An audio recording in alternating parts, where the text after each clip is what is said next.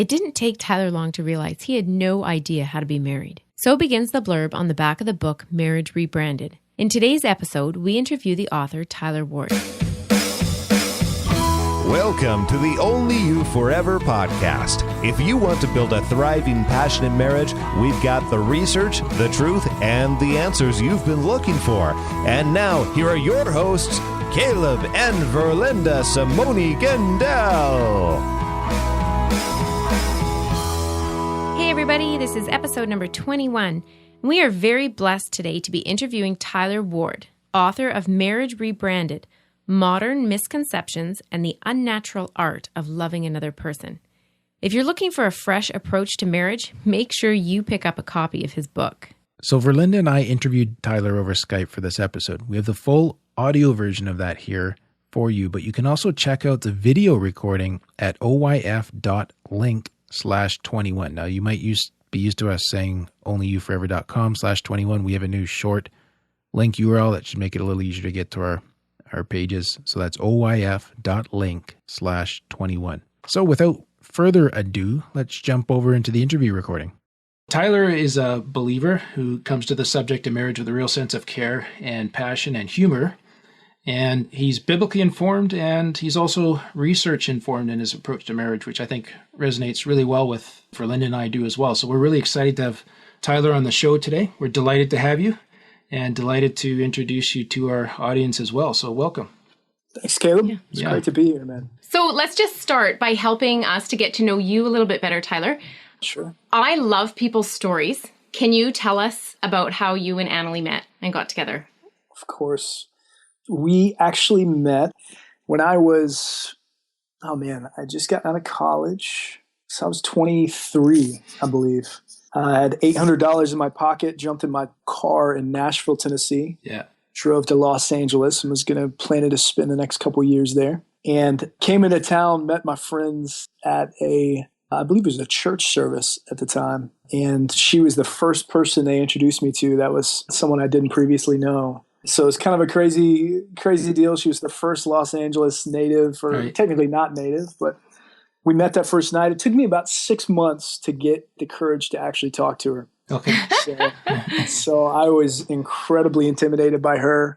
You know, she's this beautiful little actress, Hollywood, very confident. And here's me, this 23-year-old that had just gotten out of college, and the bright lights in LA were a little intimidating. So it was great, though. And then after 6 months, I kind of worked up the courage, and we ended up dating for 9 months, I believe. We broke up twice during those 9 months, which is, I'm sure, a different conversation. Okay. Yeah. And then ended up I had an incredible kind of moment with God, epiphany experience, where I realized that love is more a choice than it is kind of a God-ordained, this is who you're going to marry type thing, at least in my experience. And so I drove from Los Angeles to Nashville in a very brief amount of time. And she actually had moved to Nashville. So I chased her and proposed to her 4 days later. And Wow. Yeah, it was great. It was a very fun story. Yeah. So did you kind of always have a sense that, this is the one, or did that come into your experience at all, or is it really just a choice? No. Yeah. And that was the interesting thing is I grew up in the church, and the idea of finding the one was something I always had in my grid. Yeah. And to be 100% honest, in my experience, I felt like the Lord really told me that love is actually more a choice than it is about finding the one. And so I was in this constant tension in my relationship with Annalie, where I was looking for the fairy dust. I was looking for the stars, the stars align, the constant confirmation. And it was more actually a very real process of getting to know her, of learning how to be vulnerable, of learning how to open myself. And in the end, when it didn't come down to this divine moment of going, Annalie is the one you're supposed to marry, I freaked out. We broke up. And then, like I said, I had a really amazing experience where I felt like God really spoke to me about it being more a choice than it is a divine, kind of a divinely established thing, so to say. Yeah. So let's just unpack that a little bit more today, because I think our listeners would really love to understand that better.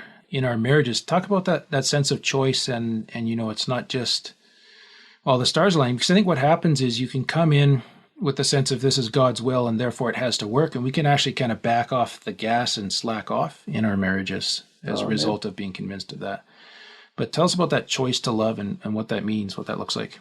Yeah, no, 100%. And I completely agree. But, here's the thing is I've met couples that I really significantly look up to, and their marriages are what I consider to be incredibly healthy, even 10, 20, 30 years in the game. And they would absolutely say that they found the one in their experience. That's fair enough. So by no means am I saying that's wrong and the way I experienced it is right. However, it was almost like God had to do it this way for me, simply because, like you just said, I would be a whole lot more comfortable in the process of just having God speak to me about it, and then it being a step of quote unquote obedience. Yeah, then you wouldn't need faith, right? Then I wouldn't need faith, and I wouldn't actually have to deal with the level of issues and baggage that I brought to the table, which in our dating relationship came up readily. So yeah, for me, it was brilliant. The way he kind of architected it, the way he gave me that moment of epiphany was something that I absolutely needed to know or to come into the marriage context with Annalee. And we even talk about it. In fact, we mentioned it a couple of weeks ago where we were going, man, if we didn't have that breakup process and then that massive transition or that paradigm shift for me and my mentality of the choice that love is, then we've had several moments in our marriage where that we've come back to that. And it's been a powerful kind of foundation that we were able to build in the process of dating and engagement that, like I said, has helped us years into marriage. Yeah, I can see how it really give you something to carry with you as like a touchstone of the meaning that you associate with your covenant relationship. Does that kind of resonate? For sure. Yeah. Yeah, absolutely. Cool. So what did your first couple years of marriage look like? Like before you wrote the book, before you figured this all out? Oh man. I should say the first year of marriage was amazing. Okay. We had a really, really amazing experience. We actually committed, and this may be unique to most people's experiences, I don't know, but we kind of committed to do counseling for the first year of marriage. So every 2 weeks we would go sit with a third party. It was the same counselor, same couple actually, and just talk through kind of what we were experiencing. And the original goal was to basically just get some tools to be able to handle some of the stuff that inevitably we knew would come up in learning life together. And that proved to be so invaluable to us, especially during that first year in terms of learning a new language together, in terms of learning how to live in that radical proximity and the way that tends to bring up some of the deeper, even childhood issues. And first year was amazing. We actually stopped doing counseling, and I don't know that this was the cause of it, but about 18 months in, we started to hit what I would say is just the same emotional walls together. And like I said, about 18 months in, that's the point that we really began to experience some of the more challenging edges of marriage. And, once again, chatting with different married couples, it's different for everybody. Once again, there are couples that I so respect that say they rarely have ever fought in marriage. For us, the experience was radically different. Stuff hit the fan about 18 months in, and I, in particular, was forced to deal with a lot of my misconceptions I brought to the altar, a lot of my own kind of personal, emotional shutdownness and just the issues in my life that I hadn't necessarily confronted previous to being in radical proximity with Annalee. Does that make sense, or am I just... No, absolutely. Yeah. It makes sense. And even in my own experience, kind of resonates with the whole, I think, as men, we're really socialized to not be the emotional creature, to not take responsibility for the relationship. And when I started in our marriage, my feelings and all that stuff, it was just a big dark lump in there, and I couldn't name any part of it. You know what I mean? It was just a big black hole. And it takes us some work to be able to find the language and learn the language to talk about that and use that as a segue to deepen intimacy too. Yeah, it's great language for it. Certainly my experience. Yeah, for sure. So what you said there is, I think, is a good kind of way to shift over to talking a little bit about your book and how that became a part of your journey, because I understand that you have a career or had a career. I'm not sure if you're full-time with the book side of things now or what, but you had a career with rebranding for corporations. Certainly, yeah. And it still is still how we pay bills. Yeah. That's the day job, right? That's the day job. That's awesome. So yeah, I just was going to say, I've got a creative agency essentially that helps companies. Branding is one of our offerings, right, among several other services. But yeah. Right. And so the main part of your book title is Marriage Rebranded. So help us to understand that Marriage Rebranded. How did you rebrand marriage? Certainly, yeah. I went through a personal process of having to confront some of those misconceptions I mentioned about marriage, about what it was going to be like, about, how good I was going to be at it, and coming to grips with the fact that I was actually very bad at marriage. And the rebranding approach is really, it's both a cultural play. In other words, I feel like culturally speaking, the concepts, the practice, the experience of marriage really does need a rebrand. And I feel like it would be really healthy for us as millennials to kind of reboot on our perspective of a marriage and push the reset button and just be able to go, what is this thing really all about? Our parents' generation, they took it and they apparently were given a version of marriage that wasn't worth much more than a 50% success rate. And as any generation before them have kind of added their own mixture of stuff to it.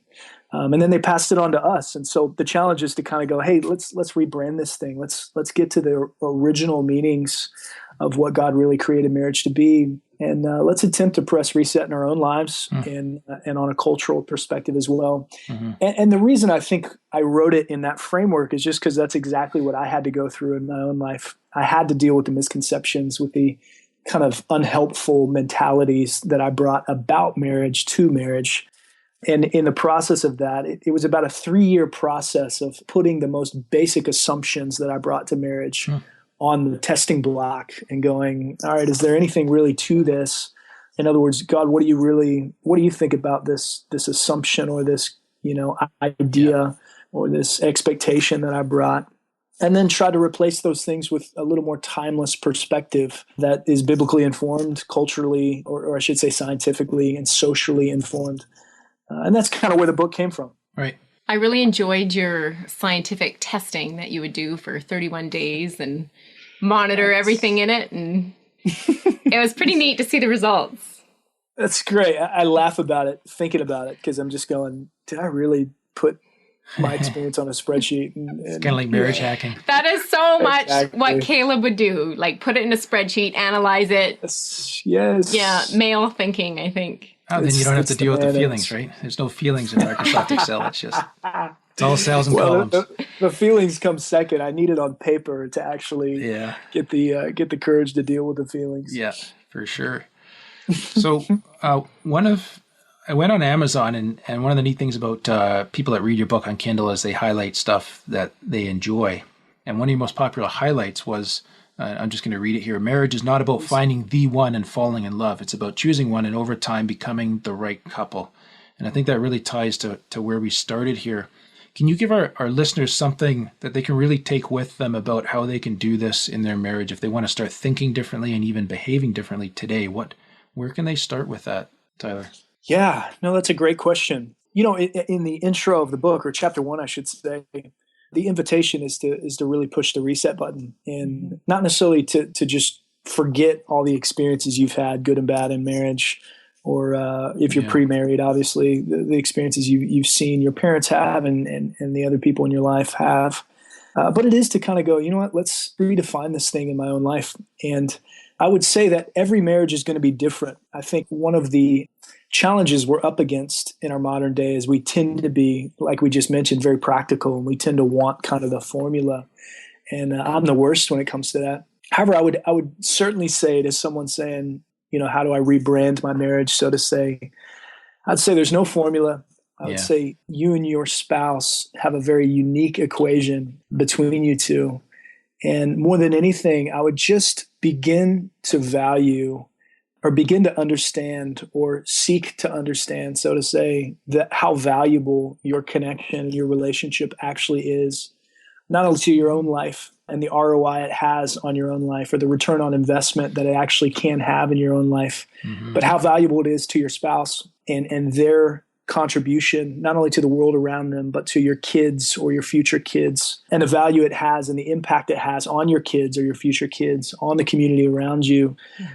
In other words, I think one of the largest issues, especially as men today, is we just don't understand the value of this relationship. I think we've seen so much divorce. I think we've had so much confusion surrounding the conversation that oftentimes we kind of have to start at the core level of going, okay, I'm going to choose to believe that my marriage is the most important thing in my life. Yeah. Outside of a relationship with the divine. I'm going to choose to reconstruct my priority system, my value system, and give my spouse and our relationship and our connection an actual priority in my life. I know for me, that was certainly the case. Yeah. So, to your question, how do you start? I would say let's start with the priority system, the priority structure, and let's look at how much we actually value the relationship, and perhaps seek to rearrange a little bit. Yeah, no, I think that's great, and it's amazing when you do value the marriage and you invest in it, how much the benefits translate to so many different areas of life, right? I agree. Yeah, it's really a huge spillover effect there. Massively. Yeah. Yeah. Mm-hmm. Do you guys have kids? We have 3 children, 3 daughters. Yeah. Beautiful. Yeah. And what's your experience in terms of watching as you guys grow closer together, or the times where you seem more connected as opposed to less connected? Do you see the impact on your kids? Yeah, it's kind of funny. We have one that's a preteen now, so anytime there's a PDA, like a public display of affection, sure. There's sort of that, oh, I'm so embarrassed kind of thing that they throw up there. But, there's, you kind of see in behind that, there's something that is glad that we're doing well. And the other day, it was a couple of weeks ago, we had some heated discussion, and we were not feeling threatened in our relationship at all, but it was pretty funny because their eyes started to get really wide about it, and you could see that it caused concern, right? Classic. Yeah, huge impact on their sense of security and well-being. How we're massively. Doing. Yeah, for sure. How old are your children, Tyler? We've got a 3-year-old and a 1-year-old. Okay. Oh, 2 wow. boys. Yes, we're right in the middle of it. Keeps you busy. Oh man. Yeah. It's incredible. Yeah. Well, I wanted to read a review here on Amazon that I loved. It's from a lady in the Netherlands, so the English is a little bit forced, but she says, Tyler Ward, thank you from the bottom of my heart. The way you have put all these things I vaguely knew revolutionized the way I look at my marriage and gave me the hope I so desperately needed that we can get through this. And my hopes of what marriage is are not unique, strange, or unattainable. I thought that was a really neat review. Oh, it's amazing. Yeah. It's definitely one of my favorites. Yeah. So how can our audience then, how can they get a hold of your book? Certainly. Amazon.com, BarnesandNoble.com, iBooks. You can get it obviously in the electronic format on any of those online retailers. I believe you can get it on moodycollective.com, which is my publisher. But anywhere kind of the common online retailers. I believe it's in Barnes and Nobles around the United States, but it's probably not guaranteed. Yeah, we'll definitely throw some links in our show notes for them as well, so they can find that. Yeah. Awesome. And where can they find you if they want to learn more and just sort of keep track of your thoughts? I've read your blog for some time, as I mentioned, offline, and there's some great content on there. What's your URL for them? Certainly, tylerwardis.com. Okay. This is where I blog.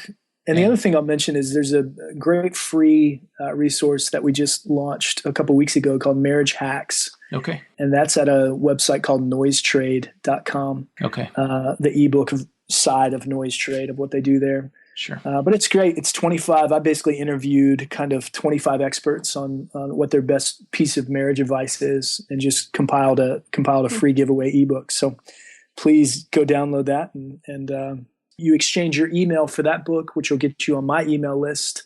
And so we can keep in touch that way, which is the preferred method. Okay. Awesome.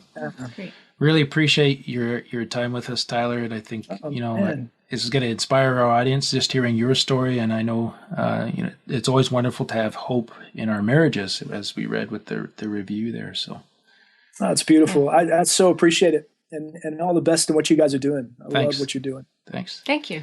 Good. Thanks so much. Right. And we'll segue on to our next section here. Perfect. Thanks, Caleb. Thank you. Well, we hope you enjoyed that interview with Tyler. If you have any questions for him, you can leave comments on the show notes at oif.link/21. Remember, we're here to help build thriving, passionate marriages. So if this was helpful to you, we'd love it if you could help us spread the word and share this with others who would also benefit. Thanks, and we'll see you next week.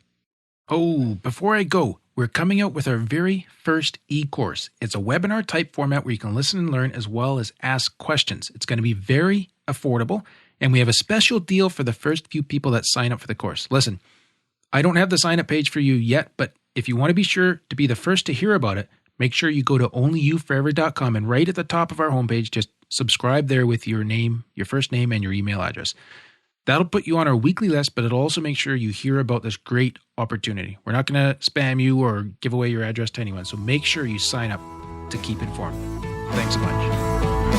Thank you for listening to the OnlyYouForever.com podcast. Please help us reach and influence a wider audience by rating and reviewing our podcast at OnlyYouForever.com/love. Thanks for listening, and we'll see you next week.